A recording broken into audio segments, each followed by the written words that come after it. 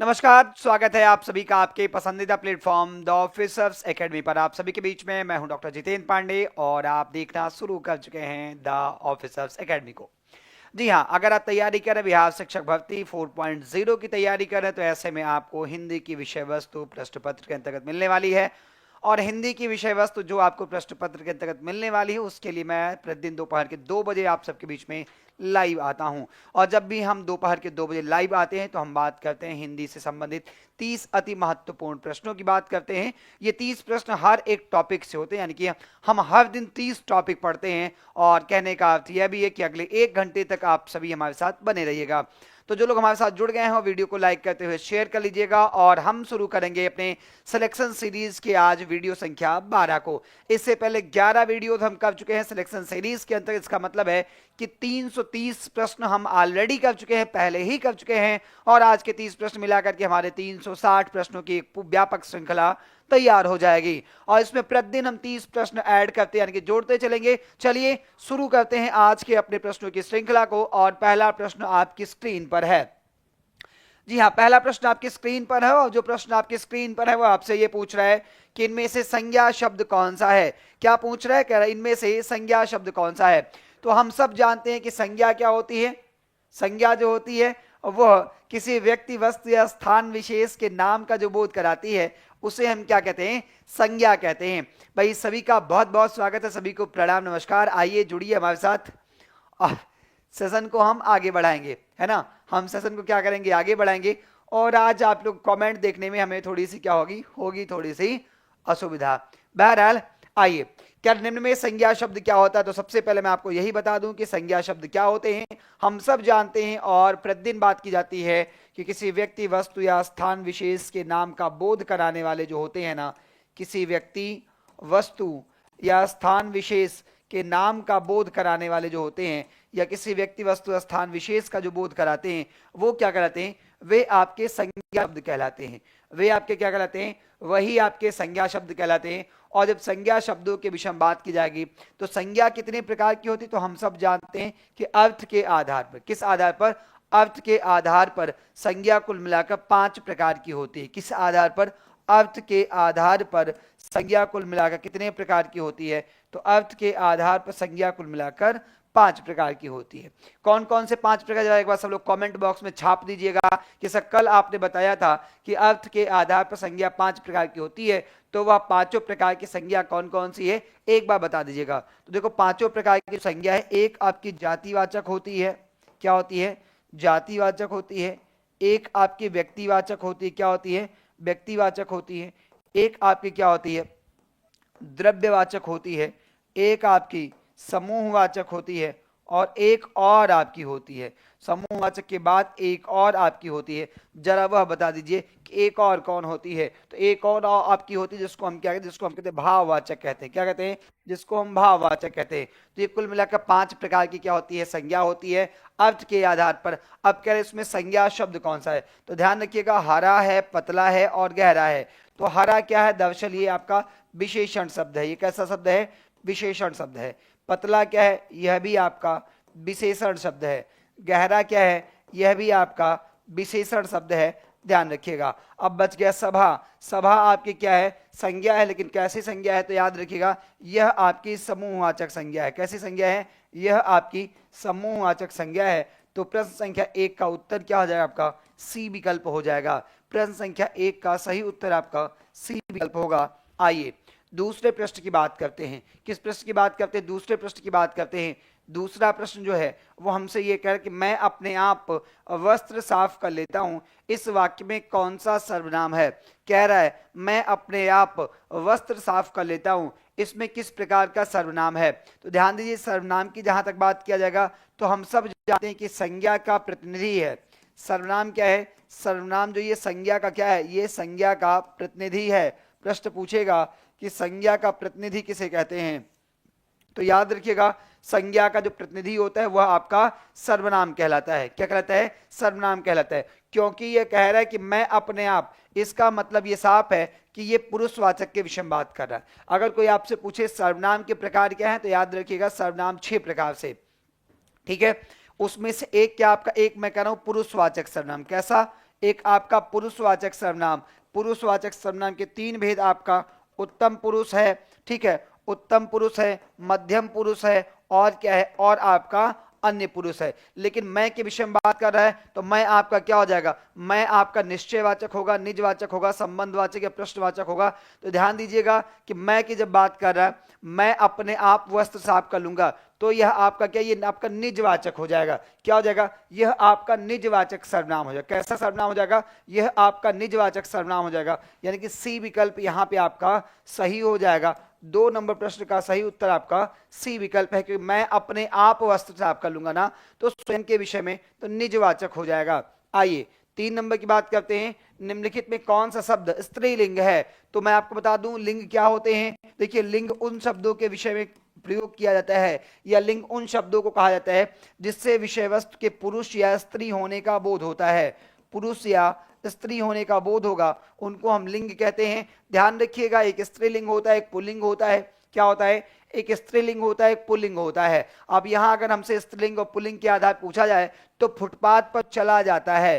Footpath पे क्या होता है, फुटपाथ पे चला जाता है, या हम देखें तो फुटपाथ होता है। वैसे भी अगर आप देखेंगे तो ये क्या है, ये अकारांत शब्द है।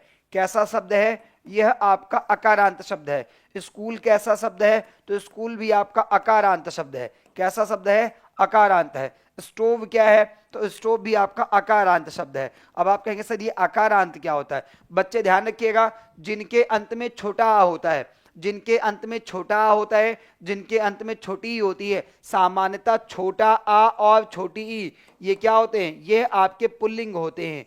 ये आपके क्या होते हैं, पुल्लिंग होते हैं। जिनके अंत में बड़ा आ होता है और क्या होती है, बड़ी ई होती है, सामान्यतः ये क्या होते हैं, ये आपके स्त्रीलिंग होते हैं। ठीक है, तो देखो ये तीनों आपके क्या, तीनों आपके अकारांत हैं। ऐसे ना समझ पाओ तो आप जानते हैं, फुटपाथ पर चला जाता है, स्कूल जाया जाता है, स्कूल जाया जाता है, स्टोव, स्टोव पे खाना पकाया जाता है ना, खाना पकाया जाता है या स्टोव होता है। केतली होती है, केतली, केतली होती है, ठीक है ना, केतली होती है। तो वैसे भी आपका क्या हो जाएगा, स्त्रीलिंग केतली हो जाएगा। तो आप कहेंगे सर 3 नंबर प्रश्न का उत्तर हमारा डी विकल्प सही हो जाएगा। मेरे बच्चों, आज आपके कमेंट मुझे नहीं दिख रहे हैं, है ना, आज हम आपके कमेंट मुझे नहीं दिख रहे हैं। इसलिए नहीं दिख रहे हैं क्योंकि आज हमारे जिस सिस्टम से मैं लाइव हूं वो टर्न ऑफ ऑन हो रहा है बार बार, तो आपके कमेंट मुझे नहीं दिख रहे हैं। लेकिन आपका दायित्व तो पूर्व की भांति आज भी है कि भरपूर प्रकार से आप वीडियो को लाइक कीजिएगा और शेयर कीजिएगा। जैसे संख्या रोज आप लोग रखते हैं ना, वैसे ही संख्या आज भी रखिएगा।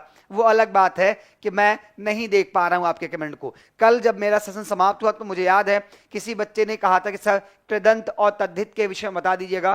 तो अभी जब हमारा प्रत्यय से संबंधित प्रश्न आएगा तो कृदंत और तद्धित के विषय में मैं आपको आज बताने वाला हूं, ठीक है ना। तो रोज की भांति आज भी वीडियो को लाइक कीजिएगा, शेयर कीजिएगा, कमेंट करते रहिएगा, ठीक है। मैं नहीं देख रहा हूं अभी तो क्या, बाद में मैं आपके कमेंट जरूर देखता हूं, ठीक है ना। चलिए 4 नंबर प्रश्न की बात करते हैं। 4 नंबर प्रश्न से पहले देखो, ये कह रहे बिहार शिक्षक भर्ती 4.0, क्या बिहार शिक्षक भर्ती 4.0? अब क्या, अब तो लगभग घोषणा भी हो चुकी है। अब तो सब कुछ चीजें बिल्कुल नीट एंड क्लीन हो गई टीआरई 4.0 को लेकर। केवल और केवल विज्ञापन आना शेष है। लेकिन टीआरई 4 के बाद 5 कब आएगा नहीं पता है। तो अगर आप भी पीआरटी लेवल का शिक्षक बनना चाहते हैं, या 6 to 8 लेवल का, या 9th 10th लेवल का, या फिर पीजीटी लेवल का, तो हमारे साथ जुड़िए और किसी भी लेवल के बैच को केवल और केवल 999 रुपए में आप बाय कर सकते हैं, जुड़ सकते हैं। इस कोर्स के साथ 2 अतिरिक्त चीजें आपको मिलेंगी। जो आपको 2 अतिरिक्त चीजें मिलेंगी उसमें से एक क्या होगा, एक होगा कि 5000 से अधिक प्रश्नों का डिटेल एनालिसिस, और दूसरा जो आपको दिया जाएगा वो हमारा होगा क्या, वो होगा एनसीईआरटी माइंड मैप। यानी कि 6 to 12 क्लास की जो एनसीईआरटी है उसका संपूर्ण नोट्स आपको उपलब्ध कराया जाएगा। शेयर कीजिएगा सभी लोग वीडियो को। आइए प्रश्न संख्या 4 पे आते हैं। क्या निम्नलिखित में से कौन सा शब्द दोनों वचनों में समान रहता है? अब बात आ गई किसकी, अब बात आ गई वचन की। वचन क्या होता है,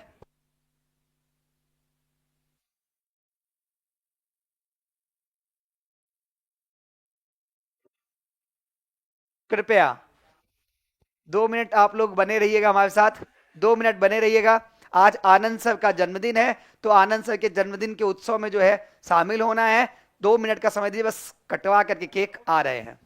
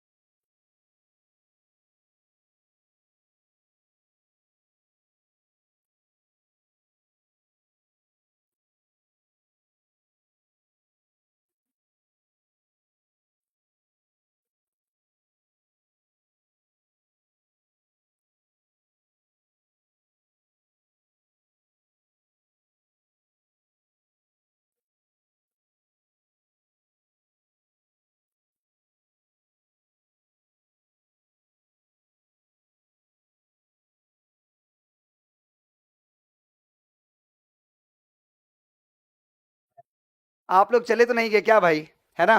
कोई बात नहीं, ये भी जरूरी था। आनंद सर, जो आप जिनके साथ 12 बजे दोपहर में आप जुड़ते हैं लूसेंट सीरीज के अंतर्गत, आज उनका जन्मदिन है। आज उनका क्या है, जन्मदिन है। तो बस यूं गए थे मैं और चुटकियों में मैं वापस आ गया। बस खाया नहीं हूं, केक नहीं खाया अभी ना, ठीक है ना, बाद में खा लेंगे, लेकिन अभी शामिल होना जरूरी था। तो देखो कह रहा है, क्वेश्चन नंबर 4 कह रहा है कि निम्नलिखित में से कौन सा शब्द दोनों वचनों में समान रहता है। निम्नलिखित में से कौन सा शब्द ऐसा है जो दोनों वचनों में समान रहता है। अब ध्यान दीजिएगा, वचन क्या होता है, तो आप जानते हैं कि वचन का मतलब होता है संख्या। वचन का मतलब क्या होता है, वचन का मतलब होता है संख्या। किसी विषय वस्तु या कोई भी विषय वस्तु कितनी की संख्या में है, इस चीज का जो बोध कराते हैं उन्हें हम क्या कहते हैं, उन्हें संख्या कहते हैं। अब आप जानते हैं कि वचन दो प्रकार का है, एक वचन है और बहुवचन है। क्या है, एक वचन है और क्या है आपका, बहुवचन है।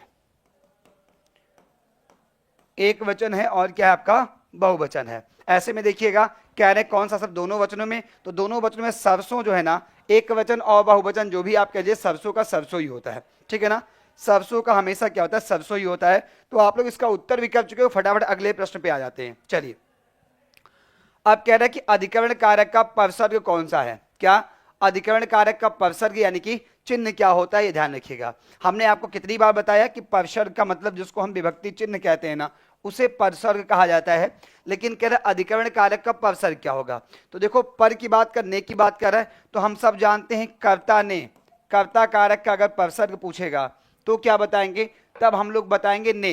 क्या बताएंगे, ने बताएंगे। फिर देखो, अगर को बताएगा तो यहां पे कर्म कारक, क्या, यहां पे क्या हो जाएगा, कर्म कारक हो जाएगा। क्या हो जाएगा, कर्म कारक हो जाएगा। फिर देखो से, तो देखो से जो है ना वो कर्ण कारक का होता है। किसका होता है, कर्ण का से होता है। आप जानते हैं कि सर अपादान का भी से होता है। आप जानते हैं कि सर अपादान का भी से होता है, पर अपादान के से होने में बात यह है कि अलग होने के अर्थ में उसे प्रयोग किया जाना होता है, या जहां पे कहीं भी तुलना की जाती है वहां भी मुझसे का प्रयोग कर लेते हैं। पर एक लिखा तो मैंने कर्ण बता दिया। अब आपका बचा है पर, तो आप जानते हैं अधिकरण का होता है पर या में, ठीक है। अधिकरण का क्या होता है, अधिकरण का में या पर होता है। क्या होता है, अधिकरण का आपका में या पर होता है। ऐसे में 5 नंबर प्रश्न का सही उत्तर आपका ए विकल्प हो जाएगा, ठीक है ना।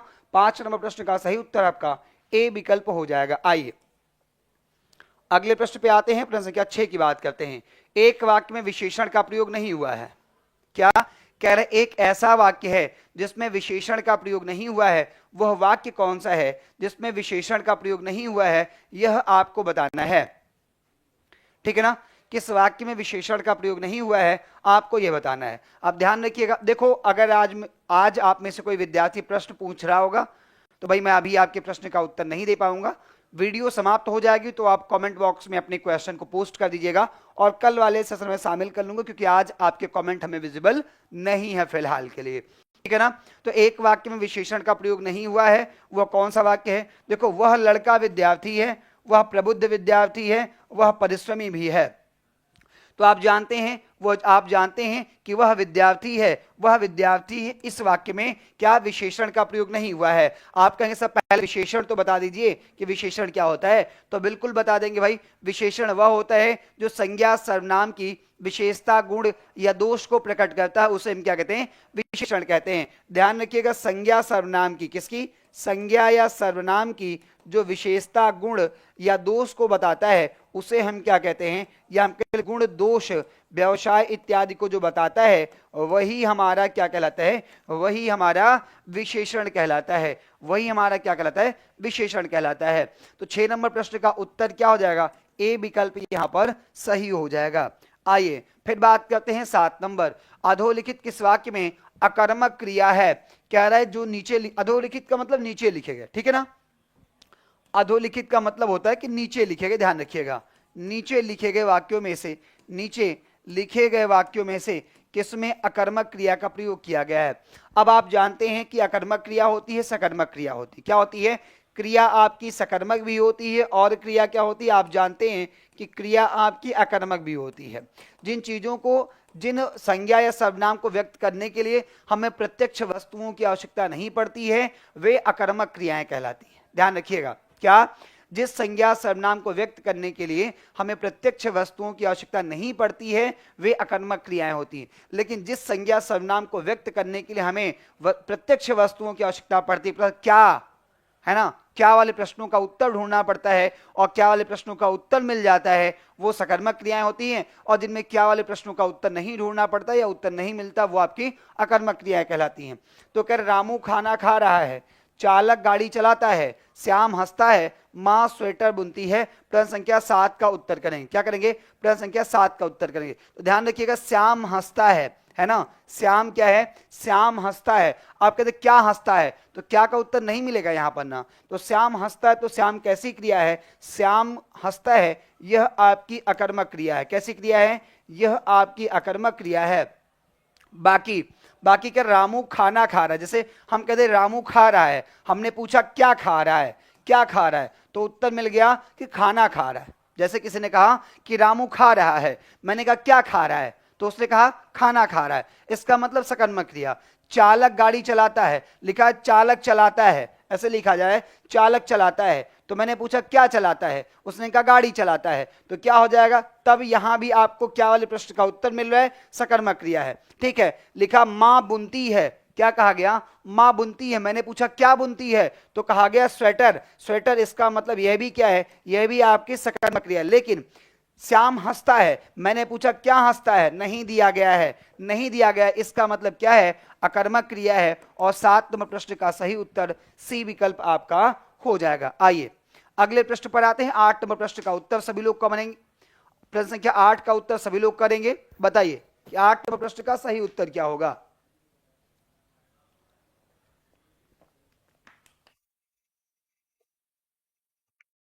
आठ नंबर प्रश्न का उत्तर बताना है। निम्न में से कौन सा भूतकाल के भेद में नहीं आता है? आप जानते हैं कि व्याकरण में काल का मतलब क्या होता है। अभी कल हमने पूछा था कि अगर व्याकरण में काल कह दिया जाए, क्या कह दिया जाए? व्याकरण में काल कह दिया जाए, तो व्याकरण में काल का मतलब क्या होता है? व्याकरण में काल का मतलब होता है समय। क्या होता है? व्याकरण में काल का मतलब होता है समय। और कितने काल हैं? तो हम सब जानते हैं कि कुल मिलाकर 3 काल हैं। कितने काल हैं? 3 काल हैं। कौन कौन से? एक हमारा वर्तमान काल होता है, एक क्या होता है? वर्तमान काल होता है, एक हमारा भूतकाल होता है, एक हमारा क्या होता है? एक हमारा भविष्य काल होता है। ठीक है, अब ध्यान दीजिए प्रश्न में क्या पूछ रहा है कि कौन सा भूतकाल के भेद में नहीं आता है। तो ध्यान दीजिएगा बच्चे, जो भूतकाल है ना, भूतकाल के भेद के विषय में अगर बात किया जाए तो कहेंगे भूतकाल के कुल मिलाकर 6 भेद होते हैं। कितने भेद होते हैं? भूतकाल के कुल मिलाकर 6 भेद होते हैं। सभी लोग वीडियो को लाइक शेयर करते रहिएगा, ठीक है ना, सभी लोग वीडियो को लाइक शेयर करते रहिएगा। अब बताइए भूतकाल के कितने भेद हैं? तो मैंने आपसे कहा कि बेटे याद रखना कि भूतकाल के कुल मिलाकर 6 भेद होते हैं। भूतकाल का मतलब जो समय बीत गया उसके कुल मिलाकर भेद होते हैं। कितने भेद होते हैं? तो याद रखना कि भूतकाल के कुल मिलाकर 6 भेद होते हैं, ठीक है ना। एक क्या होता है? देखो, एक दिया गया सामान्य होता है, एक क्या होता है? एक आपका सामान्य होता है, ठीक है। क्या होता है? पूर्ण होता है। क्या होता है? पूर्ण होता है। और क्या होता है? और आपका होता है अपूर्ण होता है। ध्यान रखिएगा, संभाव्य नहीं होता है। संभाव्य नहीं होता है। संभाव्य किस में होता है? ये आपके भविष्य काल में होता है। ये किस में होता है? ये आपके भविष्य काल यानी कि भविष्य काल में होता है। लेकिन आप कहिए कि सर 3 और बताइए ना, आपने तो 3 ही बताया, सामान्य बता दिया, पूर्ण बता दिया और अपूर्ण बता दिया, तो मैं और बता दे रहा हूं भाई। और आसन्न भूतकाल होता है। क्या होता है? आसन्न भूतकाल होता है। और क्या होता है? और आपका होता है हेतु हेतु मद होता है। क्या होता है? हेतु हेतु मद होता है। और क्या होता है? और आपका संदिग्ध होता है। और क्या होता है? आपका संदिग्ध होता है। तो ध्यान रखिएगा 6 भूतकाल होते हैं, या यूं कह लीजिए कि भूतकाल के कुल मिलाकर 6 भेद होते हैं। कितने भेद होते हैं? 6 भेद होते हैं। क्या क्या होता है? भूतकाल का मतलब बीता हुआ समय। तो भूतकाल के 6 भेद में एक सामान्य भूतकाल, एक पूर्ण भूतकाल, एक अपूर्ण भूतकाल, एक आसन्न भूतकाल, एक संदिग्ध भूतकाल और एक आपका हेतु हेतु मद भूतकाल, ठीक है ना। लेकिन पूछा गया था कौन सा भूतकाल के भेद में नहीं आता है, तो बता दीजिए संभाव्य नहीं आता है, यानी कि पॉसिबिलिटी वाली चीजें इसमें नहीं आती हैं। 8 नंबर प्रश्न का उत्तर आपका ए विकल्प सही हो जाएगा। फिर संभाव्य आएगा किसमें? तो याद रखिएगा संभाव्य जो है वो आपका आएगा भविष्य काल में आएगा। किसमें आएगा? भविष्य में आपका आ जाएगा। आइए 9 नंबर, कह रहे कि भाववाच्य कौन सा है?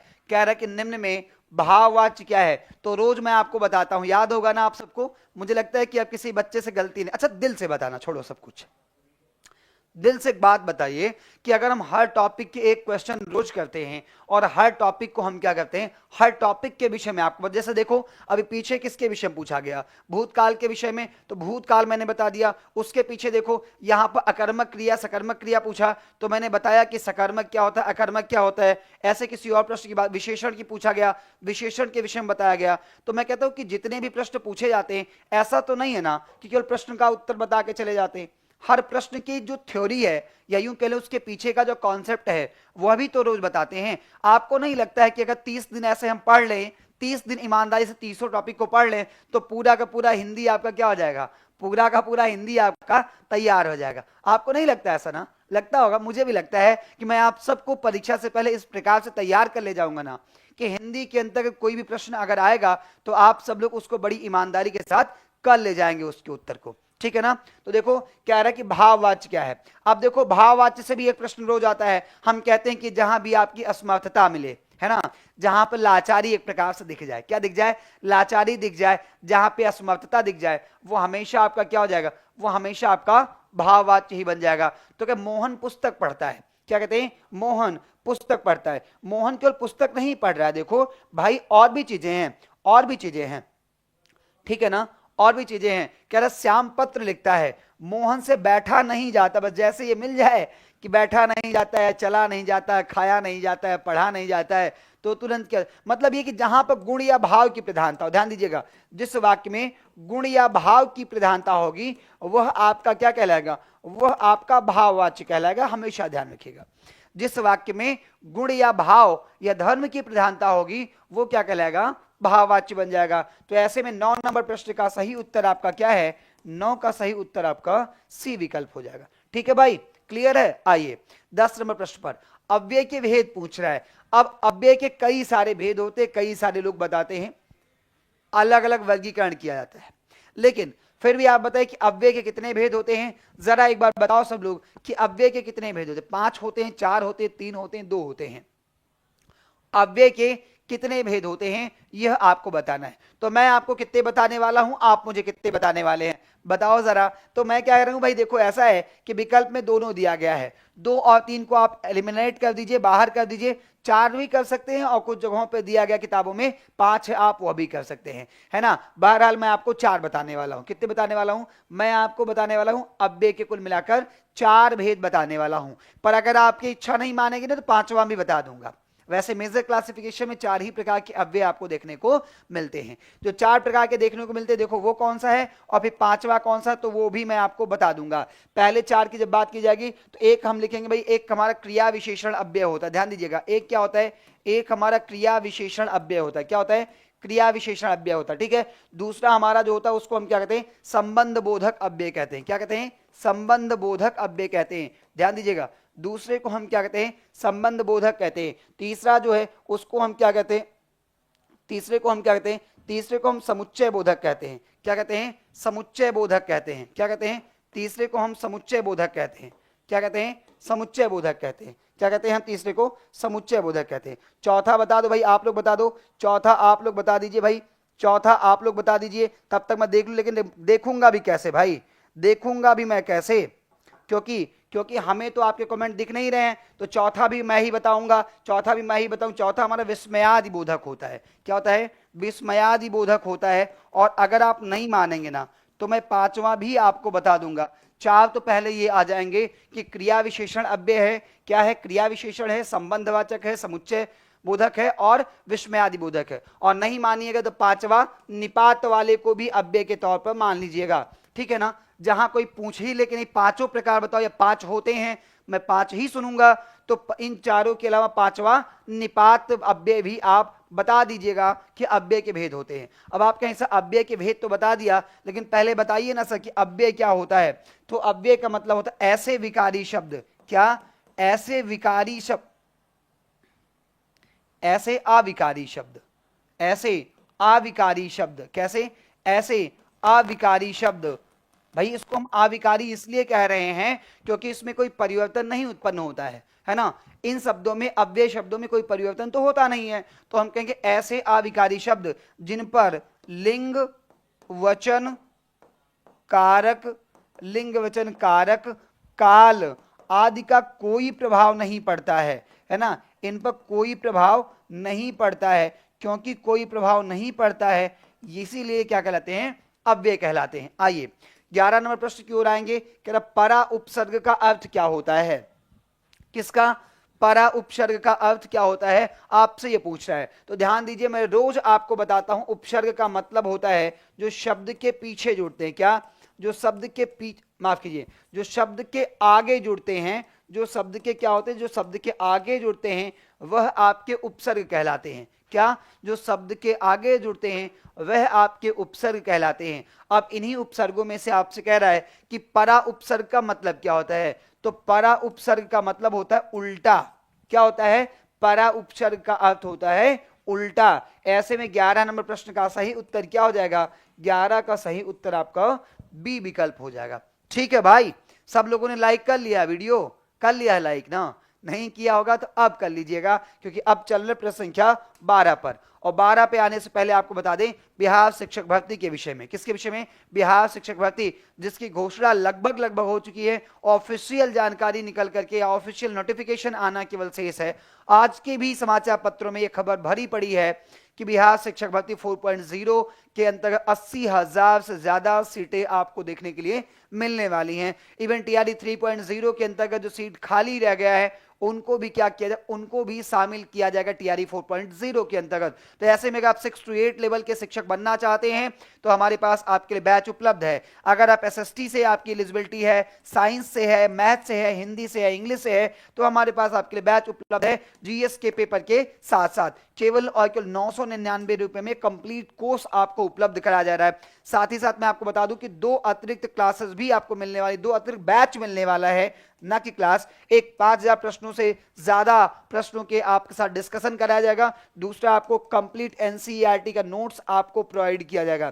ठीक है ना, तो जुड़िए इस बैच के साथ। और आइए 12 नंबर, सावधानी में कौन सा प्रत्यय है, जरा बताना कि सावधानी में कौन सा प्रत्यय है, यह आपसे पूछा जा रहा है। ठीक है ना, बताना है कि सावधानी में कौन सा प्रत्यय है। एक कह रहा है कि नी प्रत्यय है, एक कह रहा है धानी है, ई कह रहा है आनी है। तो अगर देखिए आप मूल शब्द ढूंढेंगे तो आप जानते हैं सर क्या है, सावधान, सावधान प्लस ई, और दोनों जुड़ के क्या बन गया है, दोनों जुड़ के बन गया सावधानी बन गया है। याद आया कुछ आपको, आप कहें बिल्कुल सर याद आया कि सावधानी का जो मूल शब्द है वह सावधान है। क्या है, सावधान। और सावधान में हमने क्या जोड़ा है, सावधान में हमने ई जोड़ा है, क्या बन गया हमारा, सावधानी बन गया। ऐसे में प्रत्यय क्या हो जाएगा, ई प्रत्यय हो जाएगा। क्या हो जाएगा, ई प्रत्यय हो जाएगा। अब कल किसी बच्चे ने पूछा था हमसे, कल किसी बच्चे ने हमसे पूछा था सर कृदंत और तद्धित बता दीजिए। तो ध्यान दीजिए भाई, कृदंत और तद्धित क्या होता है, एक हमारा कृत प्रत्यय होता है। क्या होता है, एक कृत होता है, और दूसरा हमारा क्या, दूसरा हमारा तद्धित होता है। क्या होता है, दूसरा हमारा तद्धित होता है। तो ध्यान दीजिए कि कृत प्रत्यय वो प्रत्यय होते हैं जो कहां जुड़ते हैं, क्रिया या धातु में जुड़ते हैं। क्रिया कहां जुड़ते हैं, ध्यान दीजिएगा, क्रिया या धातु के पीछे, क्रिया या फिर धातु के साथ जुड़ने वाले जो प्रत्यय होते हैं वे आपके कृत प्रत्यय लगते हैं। और कृत प्रत्यय लगने से जो शब्द बनता है वह आपका कृदंत बनता है। क्या बनता है, वह आपका बनता है कृदंत प्रत्यय बनता है, ध्यान रखिएगा। ठीक है, दूसरा तद्धित होता है। तद्धित वो होता है जो संज्ञा और सर्वनाम, संज्ञा सर्वनाम या विशेषण के साथ जुड़ता है। संज्ञा सर्वनाम या विशेषण के साथ जो जुड़ता है वह आपका कहलाता है तद्धित प्रत्यय। लेकिन तद्धित प्रत्यय के लगने से जो शब्द बनते हैं वे आपके तद्धितांत कहलाते हैं। वे आपके क्या कहलाते हैं, वे आपके तद्धितांत कहलाते हैं। इस बात को याद रखिएगा। प्रश्न पूछेगा, क्या पूछेगा कि कृत प्रत्यय से लगने वाले या कृत प्रत्यय के लगने से जो शब्द बनते हैं वो शब्द क्या कहलाते हैं। तो ध्यान रखिएगा, कृत प्रत्यय लगने से जो शब्द बनेंगे वो कृदंत कहलाएंगे, और तद्धित प्रत्यय के लगने से जो शब्द बनेंगे वे आपके तद्धितांत कहलाएंगे। कृत प्रत्यय कहां लगेगा, तो क्रिया और धातु के अंत में लगेगा कृत प्रत्यय, संज्ञा सर्वनाम विशेषण के अंत में लगेगा तद्धित प्रत्यय। आइए अब चलते हैं हम लोग अगले प्रश्न पर। अगला है कि जिस वाक्य में साधारण और मिश्र वाक्य का मेल संयोजक अवयवों द्वारा होता है उसे हम क्या कहते हैं। अभी कल हमने इसका उदाहरण आपको बताया था कि भाई आपको वाक्य में जो मिल जाएगा सो मिल जाएगा, ऐसे और मिल जाएगा अथवा मिल जाएगा, ऐसे शब्दों की सहायता से वाक्य को क्या किया गया होगा, वाक्य को जोड़ा गया होगा। ऐसे ऐसे अव्ययों की सहायता से वाक्य को जोड़ा गया होगा। तो बताइए जरा कि जिस वाक्य में साधारण और मिश्र वाक्य का मेल संयोजक अव्ययों के द्वारा होता है उसे हम क्या कहते हैं? मिश्र वाक्य कहते हैं, संयुक्त वाक्य कहते हैं, सरल वाक्य कहते हैं या प्रश्नवाचक वाक्य कहते हैं। 13 नंबर का उत्तर कीजिए। और जिन्होंने वीडियो को अभी तक लाइक नहीं किया है वह वीडियो को लाइक कर लेंगे। जिन्होंने अभी तक वीडियो को लाइक नहीं किया वो सब लोग वीडियो को लाइक कर लें।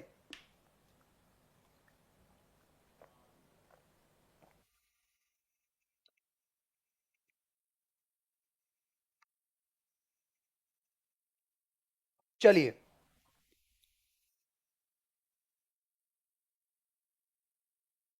बताइए इस प्रश्न का सही उत्तर क्या होगा?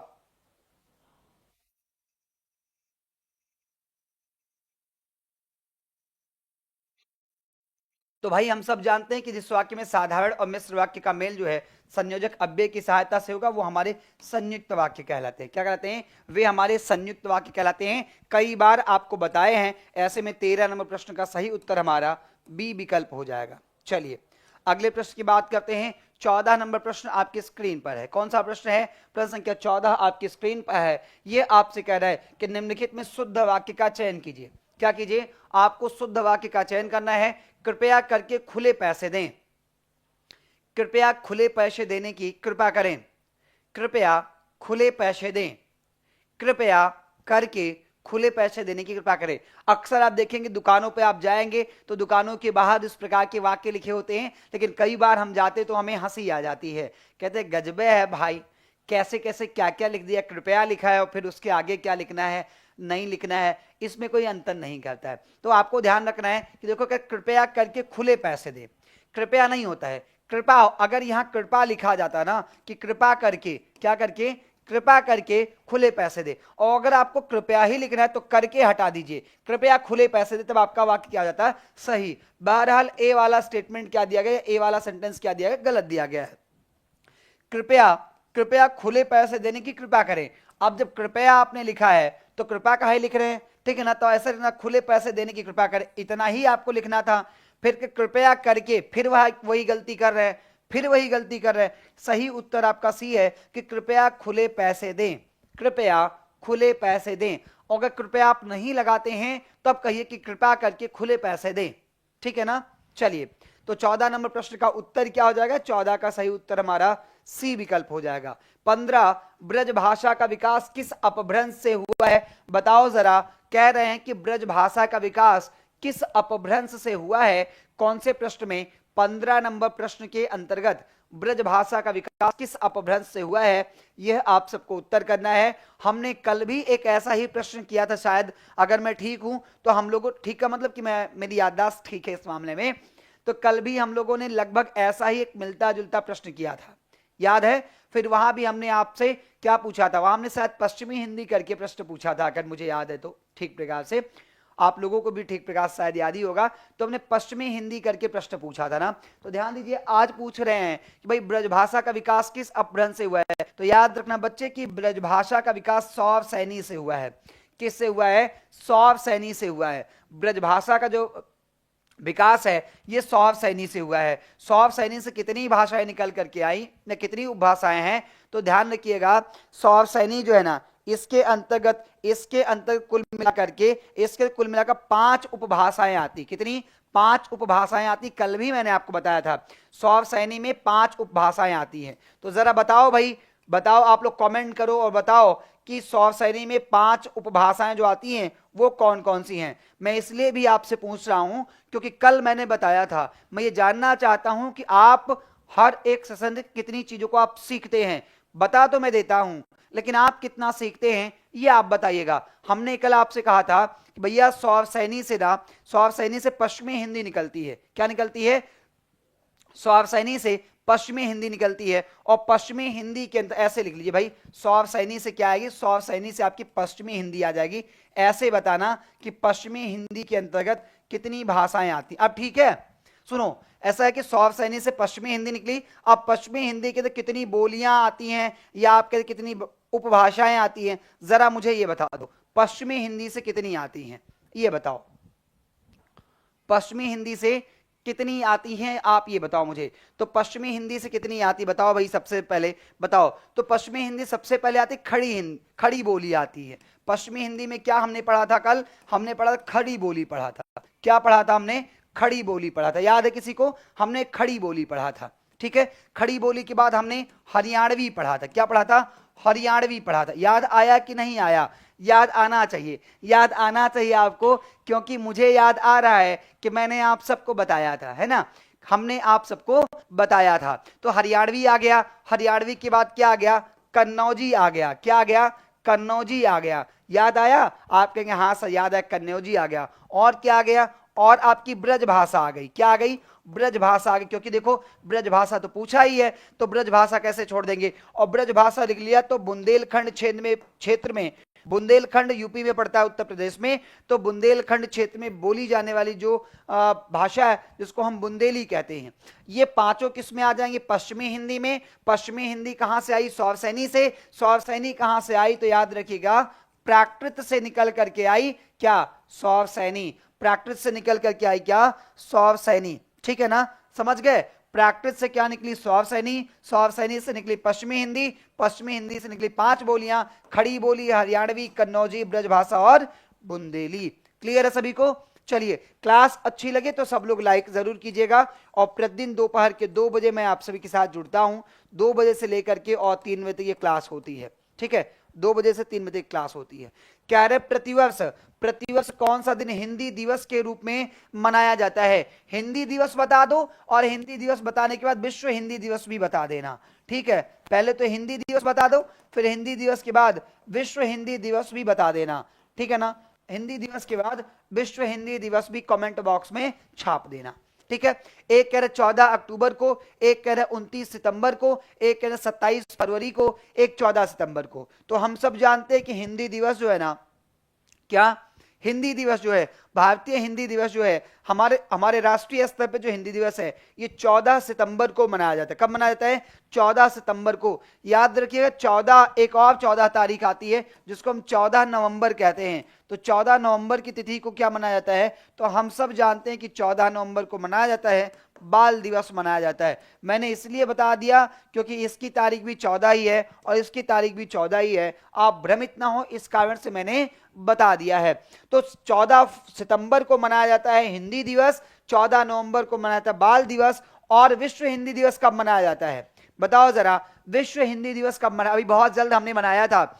मैंने आप सबको शुभकामना भी दिया था विश्व हिंदी दिवस पर, और हमने कहा था कि निज भाषा उन्नति है, सब उन्नत को मूल, बिज निज भाषा ज्ञान के मिटे नहीं को सूल। बताया था ना। तो आपको विश्व हिंदी दिवस कमेंट करना है। अभी तो मैं कमेंट नहीं देख पा रहा हूं, लेकिन वीडियो समाप्त हो जाएगा तो आप सब लोग एक बार फिर से वीडियो पे आइएगा और मुझे कमेंट करके याद दिला दीजिएगा कि सब विश्व हिंदी दिवस हमने कितनी तारीख को मनाया था। मुझे याद है, लेकिन मैं आपसे जानना चाहता हूं, और कैसे जानूंगा? जब वीडियो समाप्त होगा तो आप कमेंट बॉक्स में आकर के बताइएगा मुझे कि सब विश्व हिंदी दिवस जो है वो कब मनाया गया था। ठीक है, आइए अगले प्रश्न पर आते हैं। हमारा अगला प्रश्न है, उसके पहले अगला प्रश्न से पहले हमारा यह है कि बिहार शिक्षक भर्ती 4.0, अगर आप टीजीटी लेवल की तैयारी करें, 9th और 10th यानी कि टीजीटी लेवल के शिक्षक बनने की तैयारी कर रहे हैं, और आपका विषय अगर एसएसटी है, आपका विषय अगर साइंस है, आपका विषय मैथ है, हिंदी है या इंग्लिश है, तो आपको कहीं भटकने की जरूरत नहीं है।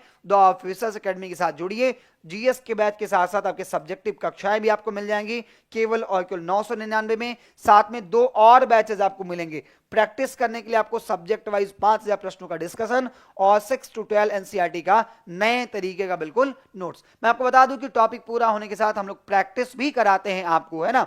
आइए अगले प्रश्न पर आते हैं। कैरेक्ट सही विकल्प बताएं। आपको यहां पर सही विकल्प बताना है प्रश्न संख्या 17 के लिए। किसके लिए? 17 नंबर प्रश्न के लिए आपको सही विकल्प बताना है। 17 नंबर प्रश्न क्या कह रहा है कि संसार की असारता के कारण उत्पन्न हुए वैराग्य से किस रस की उत्पत्ति होती है? अभी देखिए उत्तर प्रदेश में कुंभ चल रहा है, महाकुंभ चल रहा है, माफ कीजिएगा कुंभ मैंने कह दिया भूल से। उत्तर प्रदेश के प्रयागराज में महाकुंभ चल रहा है। उस महाकुंभ में ऐसे ऐसे न जाने कितने साधु संत महात्मा आ रहे हैं जिन्होंने वैराग्य धारण कर रखा है। लेकिन जब वैराग्य आप धारण करते तब कौन सा रस होता है आपके जीवन में? तब भी कोई रस होता है। जी हाँ, तब भी कोई रस होता है, लेकिन वैराग्य धारण करने पर जो रस होता है ना, उसका उल्लेख भरत मुनि ने नहीं किया था। या टीजीटी वाले विद्यार्थी ध्यान रखेंगे, या जिनका विषय हिंदी है वो ध्यान रखेंगे कि जिस रस के विषय में बात करने चल रहा हूं, इस रस के विषय में भरत मुनि ने नहीं बताया था, या भरत मुनि इसको रस नहीं मानते हैं। वह कौन सा है? तो हम सब जानते हैं, वह वात्सल्य रस है। कौन सा रस है? वात्सल्य रस है, जिसके विषय में भरत मुनि अपना कोई भी वक्तव्य, माफ कीजिएगा, वात्सल्य नहीं बल्कि शांत रस है, भूल से मैंने शांत वात्सल्य कर दिया था, क्या हो जाएगा? शांत रस हो जाएगा। और शांत रस के विषय में भारत मुनि ने कोई उल्लेख नहीं किया था। वैराग्य से आपको शांत रस उत्पन्न होता है। वात्सल्य तो होता है कि जो है माँ का संतान के प्रति प्रेम होता है, तो वहां वात्सल्य होता है। भक्ति रस भक्त का भगवान के प्रति होता है, भक्त का भगवान के प्रति होता है, ठीक है ना। और हास्य रस आप जानते हैं कि हास्य नामक जो अस्थाई भाव, वह विभाव, अनुभव और संचारी भाव के साथ जब मिल जाता है तो हास्य रस की निष्पत्ति हो जाती है। बहरहाल जब वैराग्य उत्पन्न होता है तो शांत रस की निष्पत्ति होती है। और 17 नंबर प्रश्न का सही उत्तर हम लोग क्या बताएंगे? बी विकल्प बताएंगे। ठीक है, 17 का सही उत्तर बी विकल्प बताएंगे हम लोग। क्लियर है सभी को? चलिए अगले प्रश्न की बात करते हैं। 18 नंबर, उपमेय पर उपमान का अभेद आरोप होने पर कौन सा अलंकार होता है? क्या कह रहे हैं? क्या कह रहा है? देखो, उपमेय पर उपमान का है ना, उपमेय पर उपमान का अभेद आरोप होने पर क्या होता है? तो हम जानते हैं कि उपमेय पर उपमान का अभेद आरोप होने पर क्या होता है? क्या होता है? क्या होता है भाई? तो वहां पे आपका होता है रूपक अलंकार होता है। क्या होता है? रूपक अलंकार होता है। क्या होता है? रूपक अलंकार होता है। लेकिन ध्यान रखिएगा, उपमा के 4 अंग होते हैं। कितने? उपमा के 4 अंग होते। मैंने आपको बताया है, हमने आपको थ्योरी वाली डेमो क्लास के अंतर्गत बताया था कि उपमा अलंकार के 4 अंग होते हैं। क्या? उपमा अलंकार के 4 अंग होते हैं। कौन कौन से 4 अंग होते हैं? ध्यान रखिएगा इस बात को। एक आपका उपमेय होता है। क्या होता है? एक आपका उपमेय होता है। एक क्या होता है? एक आपका उपमान होता है। एक क्या होता है? एक आपका वाचक शब्द होता है। एक क्या होता है? आपका वाचक शब्द होता है। और एक आपका साधारण धर्म होता है। एक आपका क्या होता है? एक आपका साधारण धर्म होता है। तो बच्चे ध्यान दीजिएगा, उपमेय क्या होता है? जिसकी तुलना की जाती है। ध्यान रखिएगा, जिसकी तुलना की जाती है वह उपमेय होता है। जिससे तुलना की जाती है वह उपमान होता है। जिस शब्द की सहायता से किया जाता है उसे वाचक शब्द कहते हैं। क्या कहते हैं? उसको वाचक शब्द कहते हैं। और जिस गुण या विशेषता के आधार पर तुलना की जाती है वह साधारण धर्म कहलाता है। बहरहाल उपमा में क्या होता है कि उपमेय की उपमान से, ध्यान दीजिएगा, उपमेय की उपमान से तुलना की जाती है। क्या की जाती है? उपमेय की उपमान से, उपमेय की उपमान से तुलना की जाती। क्या की जाती है? तुलना की जाती है। तो यह उपमा होता है। और जहां उपमेय पर उपमान का अभेद आरोप होता है, अभेद आरोप का मतलब है कि उपमेय को ही उपमान के तौर पर प्रस्तुत किया जाता है, उपमेय को उपमान के रूप में प्रस्तुत कर दिया जाए, कोई समस्या नहीं हो। ऐसे लिख लीजिए कि उपमेय को उपमान के रूप में प्रस्तुत करना, उपमेय को उपमान के रूप में प्रस्तुत करना, उपमेय को उपमान के रूप में प्रस्तुत अगर कर दिया जाए, ठीक है, तो क्या होता है? रूपक अलंकार होता है। श्लेष अलंकार क्या होता है कि एक शब्द के कई अर्थ निकलने लग जाएं। एक शब्द के कई अर्थ अगर निकलते हैं तो क्या हो जाता है? श्लेष अलंकार हो जाता है। क्योंकि श्लेष का मतलब होता है चिपकना। श्लेष का मतलब क्या होता है? चिपकना। हमने कहा कि रहीमन पानी राखिए। क्या कहा? रहीमन पानी राखिए, बिन पानी सब सून, पानी गए न उबरे, मोती मानुषून। तो कौन सा अलंकार है? श्लेष अलंकार होगा, क्योंकि यहां पर पानी के कई सारे अर्थ निकलते हैं। फिर देखो उत्प्रेक्षा अलंकार, तो उत्प्रेक्षा में कहते हैं कि यहां जनु मनु जानो मानो शब्द आते हैं। मतलब यह है कि उपमेय का, ध्यान दीजिएगा, उपमेय का उपमान में संभावना प्रकट की जाती है। क्या की जाती है? उपमेय का उपमान में संभावना प्रकट की जाती है। जहां संभावना प्रकट कर दी जाए वहां आपका उत्प्रेक्षा होता है। मैंने आपको बताया कि जनु शब्द मिल जाएगा, जनु जानो, मनु मानो, मनु मानो, जानहु, मानहु, ऐसे शब्द आपको देखने को मिलते हैं, तो वह आपका उत्प्रेक्षा होता है। ठीक है ना। और उपमा में भी आपको वाचक शब्द मिलते हैं, जैसे इव मिलता है, इव मिलता है, सम मिलता है, समान मिलता है, सी मिलता है, सरिस मिलता है ना, ऐसे शब्द सदृश मिलता है, ऐसे शब्द मिल जाएंगे तो उपमा अलंकार। उत्प्रेक्षा की बात करें तो सोहत ओढ़ पीतपट, ध्यान रखिएगा क्या, सोहत ओढ़ पीतपट, श्याम सलोने गात, मनहु नीलमणि शैल पर, आतप पर्यो प्रभात, ये उत्प्रेक्षा अलंकार का उदाहरण है। बहरहाल 18 नंबर प्रश्न का सही उत्तर आपका बी विकल्प हो जाएगा। आइए 19 नंबर कह रहा है कि दोहा छंद में कितने चरण होते हैं। क्या कह रहा है, कह रहा है दोहा छंद में कितने चरण होते हैं, ठीक है ना। क्या कह रहा है, कह रहा है दोहा छंद में कितने चरण होते हैं। तो पहले मैं आपको दोहा के विषय में बता दूं, ध्यान दीजिएगा बच्चे, दोहा जो है ये क्या है, एक अर्ध सम्मात्रिक छंद है। क्या है, दोहा एक अर्ध सम्मात्रिक छंद है, याद रखिएगा। क्या याद रखेंगे, दोहा जो है पूछा जाएगा कि दोहा कैसा छंद है, तो याद रखिएगा दोहा जो है अर्ध सम मात्रिक छंद है। कैसा है, अर्ध सम्मात्रिक छंद है। इसमें कितने चरण होते हैं ये प्रश्न में पूछ रहा है। तो हम जानते हैं कि दोहे में 4 चरण होते हैं। कितने चरण होते हैं, इसमें कुल मिलाकर 4 चरण होते हैं। अर्ध सम्मात्रिक छंद है, इसमें क्या होता है, इसमें आपके 4 चरण होते हैं। कितने चरण होते हैं, 4 चरण होते हैं। आप ध्यान रखिएगा, पहले और तीसरे चरण में 13-13 मात्राएं, दूसरे और चौथे चरण में 11-11 मात्राएं होती हैं। ध्यान रखिएगा, पहले चरण में कितनी मात्रा, पहले चरण में 13 मात्रा, ठीक है, पहले चरण में कितनी मात्रा, 13 मात्रा, यहां कॉमा रहेगा, यति रहेगा जिसको हम बोलते हैं यति। और दूसरे चरण में कितनी मात्रा, तो याद रखिएगा दूसरे चरण में 11 मात्रा, यहां आपका विराम रहेगा। फिर देखो तीसरे चरण की बात कर ले, तीसरे चरण में कितनी मात्रा, तो तीसरे चरण में 13 मात्रा, फिर यति रहेगा। और चौथे चरण में कितनी मात्रा, तो 11 मात्रा, यहां आपका क्या रहेगा, विराम रहेगा, ठीक है ना। दोहे का जो उल्टा होता है उसको हम सोठा कहते हैं, याद रखिएगा। दोहे का जो उल्टा होता है ना उसको क्या बोलते हैं, उसको सोठा बोला जाता है। उसमें भी 4 चरण होते हैं, अर्ध सम्मात्रिक है। इसके पहले और तीसरे में क्या होता है, 13-13, और दोहा जो सोठा होता है उसके पहले और तीसरे में 11-11 मात्राएं होती हैं, ठीक है। तो सही उत्तर 19 नंबर का डी विकल्प हो जाएगा। 20 नंबर कह रहा है कि माता जी को ... रिक्त स्थान की पूर्ति कीजिए। अब माता जी को आप क्या कहेंगे, माता जी को आशीर्वाद कहेंगे, माता जी को शुभाकांक्षा कहेंगे, माता जी को प्रणाम कहेंगे, माता जी को स्नेह कहेंगे। बताइए, सही शब्द का चयन करके इस वाक्य को पूरा करना है। बताइए आप लोग, तब तक हम थोड़ा जल ग्रहण कर लें।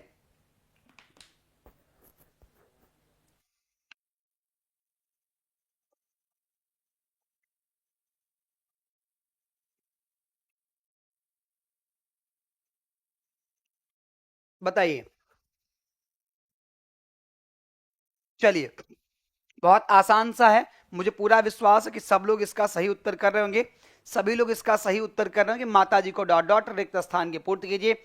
आशीर्वाद, शुभाकांक्षा, प्रणाम या स्नेह। तो माता जी को क्या करेंगे, माता जी को प्रणाम करेंगे। आप जानते हैं कि अपने से बड़े जो होते हैं हम उनको क्या करते हैं, प्रणाम करते हैं। तो हम यहाँ माता जी को भी क्या करेंगे, सभी माताओं को क्या करेंगे, प्रणाम करेंगे। और बताएंगे सब 20 नंबर प्रश्न का सही उत्तर सी विकल्प हो जाएगा, ठीक है ना। 20 नंबर प्रश्न का सही उत्तर क्या हो जाएगा, सी विकल्प हो जाएगा। अगले प्रश्न की बात करते हैं। 21 नंबर प्रश्न कह रहा है कि तुलसीदास जी कई वर्षों तक काशी में रहने के पश्चात वो कभी कभी काशी और चित्रकूट भी चले जाते थे। रामचरितमानस के अतिरिक्त उन्होंने कई अन्य ग्रंथ लिखे। अयोध्या चले गए, वहां उन्होंने रामचरितमानस लिखा। पुस्तकें लिखी है जिनमें विनय पत्रिका, गीतावली, कवित्त, रामायण, रामलला, नछू और हनुमान बाहुक अधिक प्रसिद्ध है। तुलसी बाबा की भी बड़ी अनन्य प्रेम कथा है ना। इस वाक्य को आप लोग पूरा कीजिए। और शायद आप लोग जानते होंगे बाबा गोस्वामी तुलसीदास जी के विषय में कि तुलसीदास जी को अपनी पत्नी से अगाध प्रेम था, अनन्य प्रेम था। तो तुलसीदास जी की जो पत्नी थी वो चली गई मायके।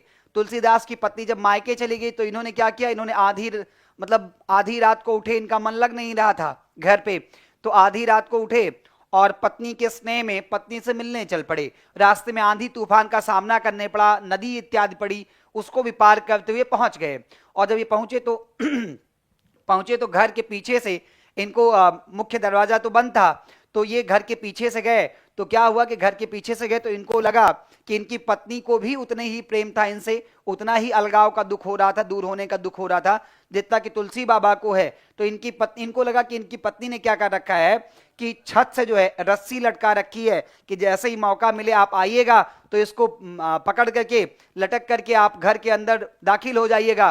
तो इनको लगा कि हमारी पत्नी भी हमको उतना ही प्रेम करती है जितना कि मैं करता हूं।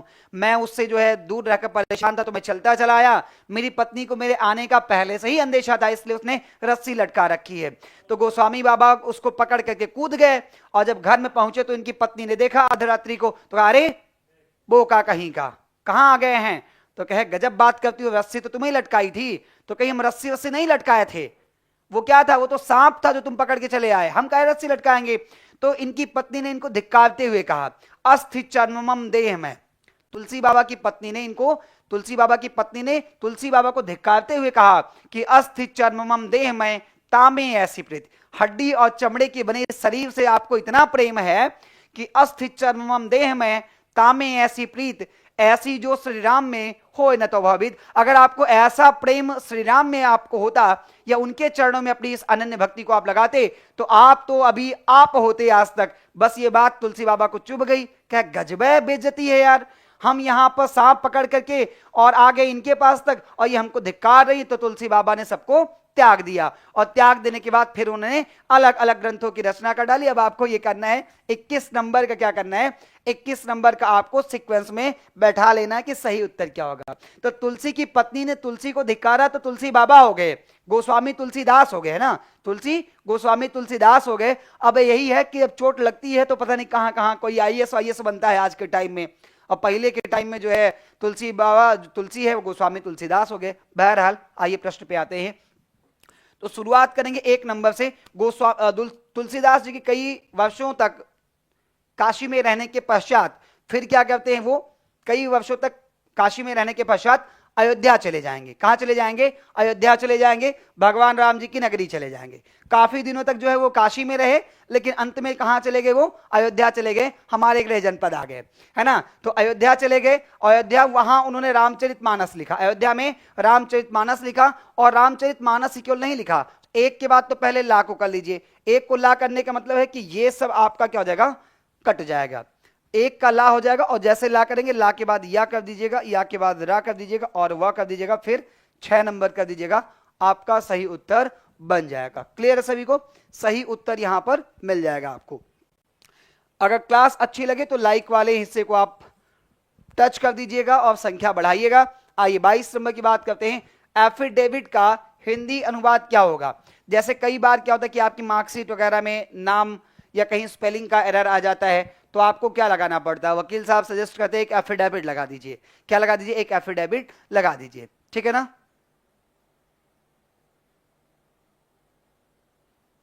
तो भाई एफिडेविट की बात होती है। अब कह रहे एफिडेविट का हिंदी में अनुवाद क्या होगा, क्या वो शपथ पत्र कहलाएगा, प्रस्ताव कहलाएगा, समायोजन कहलाएगा या विवरण कहलाएगा, वो क्या कहलाएगा। 22 नंबर प्रश्न का उत्तर आप सबको बताना है कि वह आखिर क्या कहलाएगा। तो देखो एफिडेविट की हिंदी होती है प्रस्ताव होता है। क्या होता है, प्रस्ताव होता है। ऐसे में 22 नंबर प्रश्न का बी विकल्प आपका सही हो जाएगा। 22 का सही उत्तर आपका बी विकल्प हो जाएगा, ठीक है ना। आइए अगले प्रश्न की बात करते हैं। उससे पहले आपको बता दें कि रिजल्ट इतना है हमारा कि गिन नहीं पाएंगे। बिहार शिक्षक भर्ती 1.0 और 2.0 में तो हमने परचम लहराया ही था। इसके बाद 3.0 संपन्न हुआ तो वहां भी हमने शानदार प्रदर्शन किया और बेहतरीन रिजल्ट निकल करके आया। हजारों हजार छात्र हमारे क्या हुए, चयनित हुए। ये उन बच्चों के दमकते चमकते चेहरे हैं जो कि टीआरई 3.0 में अपना सिलेक्शन सुनिश्चित कर चुके हैं और बस काउंसलिंग करा करके वो अपना योगदान बिहार के अलग अलग विद्यालयों में जाकर अपना योगदान देने वाले। आप भी इस लिस्ट में अपने आप को शुमार कर सकते हैं, शामिल कर सकते हैं, क्योंकि टीआरई 4.0 का मौका आपके सामने है। इसके बाद 5.0 कब होगा हम नहीं जानते हैं और हमें नहीं कोई नहीं जानता है, लेकिन 4.0 सामने है तो 5.0 के विषय में क्यों ही सोचना। 4.0 में आप सिलेक्शन लीजिए और अपना एक सीट पक्का कीजिए। ये वो विद्यार्थी हैं, आप भी अपने आप को इसमें शामिल कर सकते हैं, ठीक है ना। क्योंकि अब घड़ी की सुइयां बता रही है कि सर 3 बजने को है और 3 बजे आपकी अगली कक्षा होती है। तो मैं क्या करूंगा, आज के अपने इस सेशन को यहीं पे मैं समाप्त करूंगा। हमारे साथ जुड़ने के लिए, द ऑफिसर्स एकेडमी के साथ जुड़ने के लिए आप सभी का धन्यवाद। लेकिन मैं आप सबको याद दिला दूं कि हमने एक प्रश्न पूछा है कि विश्व हिंदी दिवस कब मनाया गया, और इसका उत्तर आप सबको कमेंट बॉक्स में करना है वीडियो समाप्त होने के बाद। क्योंकि आज मैं आपके कमेंट नहीं देख पाया, हमें नहीं पता कि आज आप में से कौन कौन से लोग देख रहे थे, तो जो लोग कमेंट कर देंगे मैं समझ जाऊंगा कि आपने आज की क्लास को देखा था। ऐसे में वीडियो समाप्त होने के बाद आप कमेंट करके बताइएगा कि विश्व हिंदी दिवस कब मनाया जाता है। फिलहाल आज के सत्र को यहीं पे समाप्त करता हूं। मिलते हैं आप सभी से अगले वीडियो में, तब तक के लिए सभी को नमस्कार।